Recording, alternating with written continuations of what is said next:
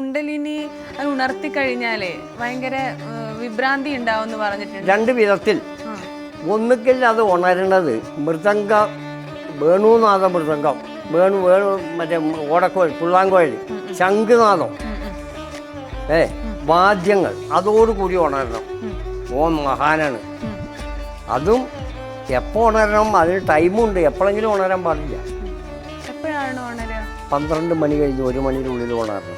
ഉണരണം വേണുനാഥ ഇതിന് ശബ്ദത്തോടു കൂടി ആനന്ദമായിട്ട് ഉണരണം. അല്ലെങ്കിൽ അതൊക്കെ ഇപ്പം നിങ്ങൾ ചോദിക്കുന്നത് എന്തിനാ? നിങ്ങൾക്ക് എന്തിനാ ചോദ്യങ്ങൾ? അല്ല, അതല്ല ഞാൻ കുണ്ടലിനിയുടെ അതൊക്കെ വേണ്ടാത്ത ചോദ്യങ്ങൾ. നിങ്ങൾ അങ്ങോട്ട് എന്തിനാ അത്? നിങ്ങൾ ഇതിനൊക്കെ പോകുന്നുണ്ടോ? അല്ല, ഞാനത് കേട്ടതാണ്. കുണ്ടലിനി അങ്ങനെ അതിന് ടച്ച് പറ്റുമ്പോൾ തന്നെ അത് അവിടെ അറിയും. അല്ല, എന്നിട്ട് അശരീരിയിലാണ് അത് ഉണരുന്നതെങ്കിൽ ഒച്ചയും വിളിയും ഭൂകമ്പം കേട്ടിട്ടോ ഉണരുന്ന മാനസിക രോഗിയാണ്. അതാണ് അങ്ങനെ ഒരു അനുഭവം ഒരു സുഹൃത്ത് പിന്നെ മാനസികമായിട്ട് ഇങ്ങനെതാവും.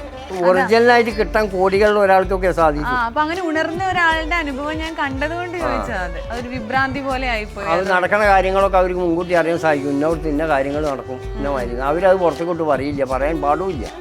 ഇന്നോടത്ത് ഇന്ന നടക്കും എന്ന് പറഞ്ഞാൽ ഇവിടെ പറഞ്ഞു കഴിഞ്ഞാൽ അവിടെ തടുക്കാൻ പാടില്ല. മറ്റോ സംഭവിച്ചു തീരണം. ഇങ്ങനെയൊക്കെ കണക്കുണ്ട്.